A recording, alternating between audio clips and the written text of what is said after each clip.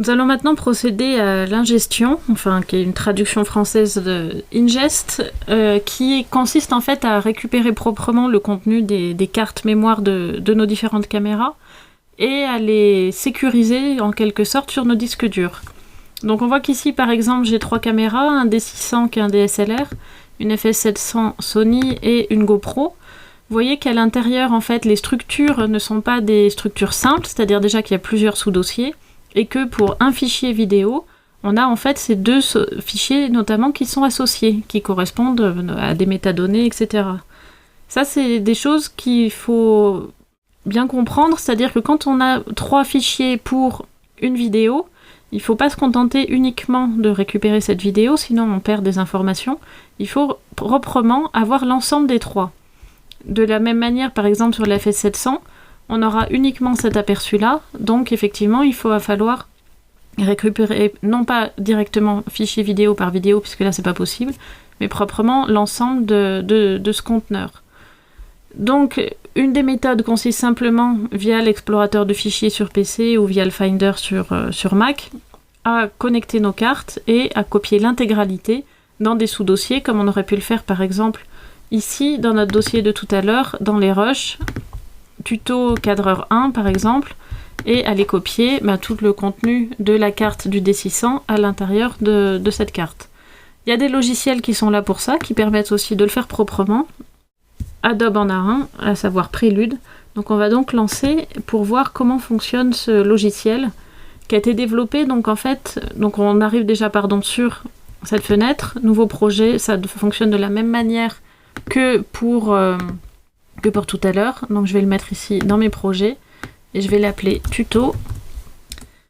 Et donc ce logiciel en fait il est là pour préparer le travail du monteur. Ça correspond en fait à un métier d'assistant monteur ou de data manager aussi pour ce qui est de la phase d'assimilation. Attendez, je vais un petit peu vite. On voit ici que on a donc une fenêtre projet, un moniteur, éventuellement une fenêtre montage qu'on verra un peu plus tard. Et ici, surtout, il y a ces 4 boutons qui correspondent en fait aux 4 actions principales qu'on peut faire dans ce logiciel. Donc la première, l'assimilation, c'est ce que moi j'appelle ingestion, c'est l'ingest, c'est-à-dire récupérer les médias qui sont sur nos cartes ou sur d'autres disques durs. La journalisation permet d'ajouter des métadonnées, on verra ça un petit peu après. La liste de visualiser donc tous les métadonnées associées à chaque clip. Et éventuellement de faire un petit premier montage cut qu'on enverra ensuite dans un autre logiciel pour le perfectionner. Pour ce qui est de l'assimilation, donc on voit qu'on s'ouvre cette fenêtre en fait qui nous permet d'accéder à notre arborescence. Donc je vais aller chercher par exemple mon bureau dans lequel j'ai ici mes cartes. Vous voyez qu'ici par exemple si j'ouvre la FS700, je retrouve ce private, j'entre dans la structure en AVC HD. Et là, ça me permet directement d'accéder à tous mes clips un par un. Et ce qui est très... Vous voyez que simplement en passant ma souris sur le clip, ça me permet d'en visualiser le contenu. Donc déjà très rapidement, ça va me permettre par exemple... Bon évidemment, il lui faut un petit peu de temps de traitement, mais les premiers sont déjà apparus, vous voyez. Donc ça me permet ici soit de tous les sélectionner, auquel cas ils vont tous se cocher et je pourrais tous les récupérer, j'avais coché désélectionner, ou alors je peux choisir directement ici, par exemple de les sélectionner, et puis je me dis tiens, je vais un plan de comme ça peut avoir un intérêt, celui-ci pourquoi pas, et vous voyez déjà ici en gros je peux me faire une petite sélection pour pas perdre de temps en copiant l'ensemble de mes médias, et même à l'intérieur de ça, c'est-à-dire que par exemple ici on va prendre mettons ce plan. La seule partie qui m'intéresse, c'est celle où j'ai un skieur qui saute. Vous voyez qu'il y a quelqu'un qui va sauter dedans. Et je me mets un point d'entrée. Quand il a fini, je me mets un point de sortie. Et du coup, je prendrai uniquement cette partie-là. Donc voilà, ça permet déjà en gros de faire une petite sélection, un petit dérochage. Et puis ensuite, je vais choisir ici donc l'option de transfert. Sauf si mes médias sont déjà en local sur mon disque, auquel cas j'ai pas besoin de faire de transfert, puisque le transfert sera une copie physique. Mais dans certains cas, ça peut être nécessaire. Donc par exemple ici, je vais choisir une destination. Donc je vais rechercher un emplacement, qui sera ici notamment mes rushs. Donc je vais aller chercher ici mon premier cadreur, qui sera donc celui de, on va dire, de la FS700. Je peux éventuellement ajouter un sous-dossier, donc ça peut être carte 1, carte 2, etc. À cette étape, je peux aussi faire un transcodage, c'est-à-dire que si par exemple j'ai un flux de production qui impose un certain format, comme par exemple l'Apple ProRes 422, je peux à ce moment-là lui demander de le transcoder.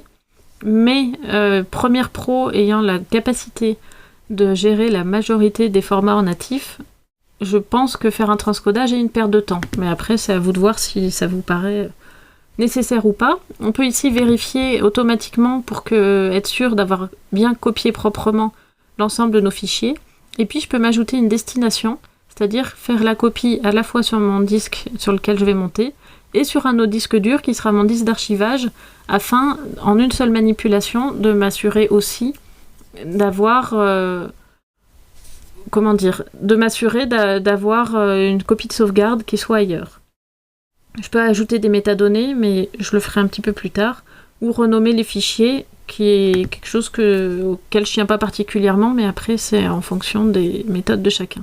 Donc on voit qu'ici l'ingest est relativement rapide, et directement ici, donc vous voyez que j'ai donc une fenêtre projet, dans laquelle évidemment je peux modifier l'affichage de mes vignettes, et à l'intérieur desquelles donc je vais pouvoir visualiser directement le contenu. Et je peux afficher aussi évidemment en mode liste si je veux avoir plus d'informations, notamment sur le début, la fin du média, etc.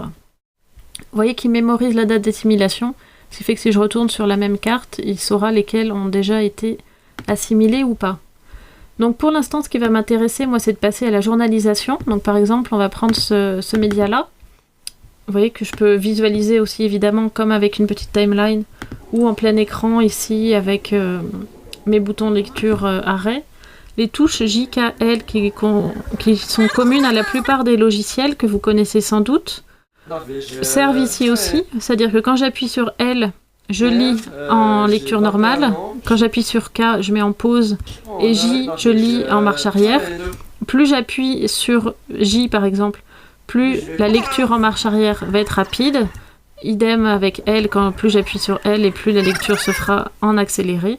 Et ensuite, je peux appuyer à la fois sur K et L si je veux lire au ralenti, ou si je veux lire image par image, j'appuie sur K et je tapote sur L pour lire image par image vers l'avant, ou sur J pour lire image par image vers l'arrière. Donc ça permet d'être assez précis dans la manière dont on va lire nos médias. Ici aussi d'ailleurs, directement sur volant, ça me permet d'avoir un aperçu de l'ensemble du contenu de mon rush. Donc là, ce qui va m'intéresser, moi, c'est de passer à l'étape de journalisation, c'est-à-dire que je vais rajouter des métadonnées sur ma vidéo.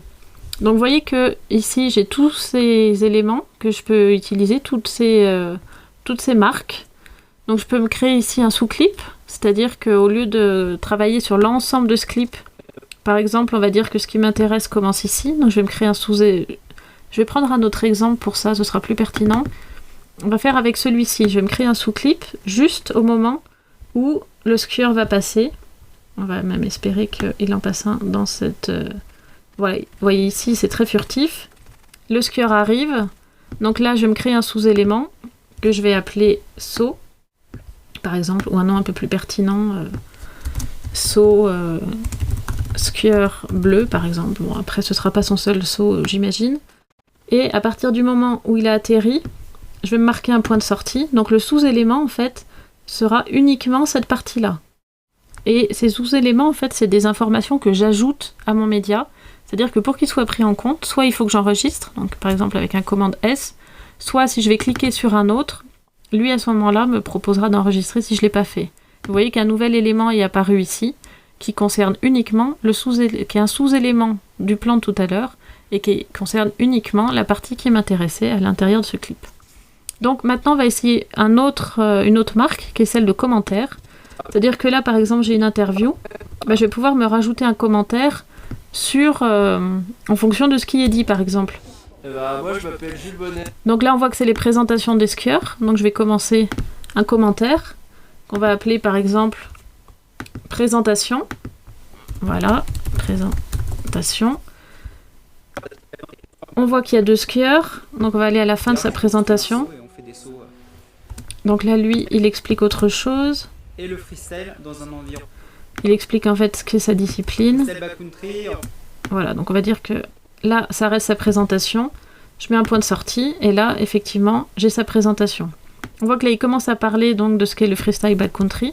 Je vais me rajouter un commentaire jusqu'à la fin de son explication. Alors évidemment, vous doutez bien que pour être plus précise, j'écouterai ce qu'il dit. Là, je vais juste mettre donc backcountry. On va sur le skieur suivant. On se crée un nouveau commentaire. Il explique ici Le slopestyle, c'est ce qu'est le slopestyle.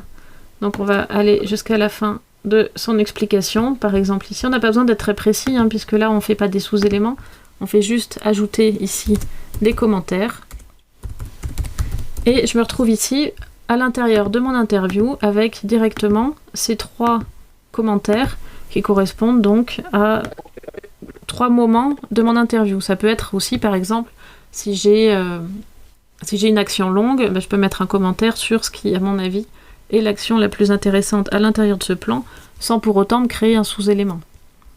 Je peux aussi me créer un point de signalement flash, c'est-à-dire qu'une animation flash s'ouvrira à la lecture de ma vidéo. De même, un lien web, ça ouvrira une URL quand ma vidéo sera en ligne. Ça, c'est des chapitres de DVD encore. Ces 3-là, ça me paraît un petit peu prématuré pour l'instant, puisque on est vraiment au moment du dérochage. Donc on ne sait pas encore exactement quelle sera la partie qui sera utilisée dans notre montage. Donc on peut très bien aussi après les ajouter dans Premiere. Et la transcription de discours, on verra ça un petit peu après, depuis Premiere, parce qu'en fait cette option permet d'analyser le contenu audio de notre interview et d'obtenir un fichier écrit en fait avec tout ce qui a été dit, qui nous permettra en fait de pointer un mot et de retrouver ce mot à l'intérieur de l'interview. Donc pour le travail des journalistes, ça peut être un assez bon gain de temps. Donc là pour l'instant, on va retourner donc sur uniquement commentaires et sous-éléments. Donc vous voyez qu'ici, quand je vais dans liste, ça me permet pour le clip sélectionné de visualiser l'ensemble des commentaires qui ont été associés. Donc là j'ai juste mis présentation, mais je peux mettre ici par exemple plus de détails. Romain et Jules donnent, je sais pas, leur âge, etc. Ce qui sont des informations que je pourrais retrouver après, évidemment, pour mon montage. J'ai aussi ensuite, donc après je peux visualiser ici, pour ce clip-là, donc là il me propose, comme je vous l'avais dit, d'enregistrer. Pour ce clip, j'ai pas de marque, donc effectivement on verra que c'est vide. Pour celui-ci, au contraire, où c'était celui-là, vous voyez que là, en guise de marque, j'ai un sous-élément. Donc je peux visualiser après, bien sûr, le sous-élément tout seul. Donc ensuite, je retourne donc dans ma fenêtre et je vais pouvoir me créer un premier montage. C'est-à-dire que je vais me faire en gros un petit bout à bout de mes éléments pour ensuite les envoyer tels quels dans mon montage. Donc ici, j'ai ce petit bouton qui me permet donc de créer un premier montage que je vais appeler par exemple tuto. On va tout appeler comme ça, ce sera plus simple. Que j'enregistre, qui donc par défaut est vide. Vous voyez qu'il est ici. Et je vais pouvoir y faire glisser, là par exemple mon sous-élément, je vais prendre mon interview, et puis vous voyez que l'interview apparaît avec les commentaires associés, puis j'ai envie de commencer par un plan de tire-fesses, donc je vais commencer ici par mon plan de téléski, les skieurs qui regardent avant que l'un parte sauter, etc. Vous voyez par contre que ici je n'ai aucune option de trim en fait, c'est-à-dire que mon clip sera tel quel en entier, ou uniquement le sous-élément que j'aurais choisi, mais à cette étape, je peux très bien les réorganiser, c'est-à-dire changer leur ordre, etc., commencer par l'interview par exemple. Par contre, je ne pourrais pas ici raccourcir mes éléments. C'est vraiment une notion de pré-montage que j'utiliserai ensuite dans un vrai logiciel de montage, à savoir Premiere Pro. Si à tout hasard, vous préfériez choisir un autre logiciel, on peut ici, dans les options d'export, fichier exporté, par exemple mon premier montage, donc il me propose de l'enregistrer, et vous voyez qu'ici je peux l'exporter dans différents formats pour l'utiliser tel quel, ou je peux aussi choisir de l'envoyer à un autre logiciel, par exemple faire un export XML pour l'envoyer dans Final Cut Pro 7 si on a envie d'utiliser ce logiciel. Ensuite ce que je peux faire, c'est ici sélectionner mes éléments, ou juste par exemple mon tuto, et je fais simplement un clic droit, envoyer vers Premiere Pro. Et là, j'ai ma fenêtre donc Premiere Pro qui était ouverte, mon projet, donc il les rajoute directement à mon projet. Bien évidemment, si Premiere était fermé, il m'aurait proposé de l'ouvrir et d'ajouter, soit de créer un nouveau projet, soit d'ajouter un projet choisi. Donc vous voyez qu'ici, dans mon chutier, je me retrouve avec différents éléments. Ici, vous voyez ce petit symbole, ça me signifie en fait que là, c'est une séquence. Vous voyez que je peux directement ici visualiser le contenu de ma séquence, comme c'était le cas précédemment pour mes rushs. Et en double-cliquant dessus, je retrouve ici donc ma séquence avec les commentaires que j'ai entrés et puis mes clips les uns à la suite des autres. Mon travail dans Prélude est désormais terminé, à moins que j'ai besoin d'assimiler d'autres cartes, mais sinon, maintenant, notre travail de montage va se faire uniquement dans Premiere Pro.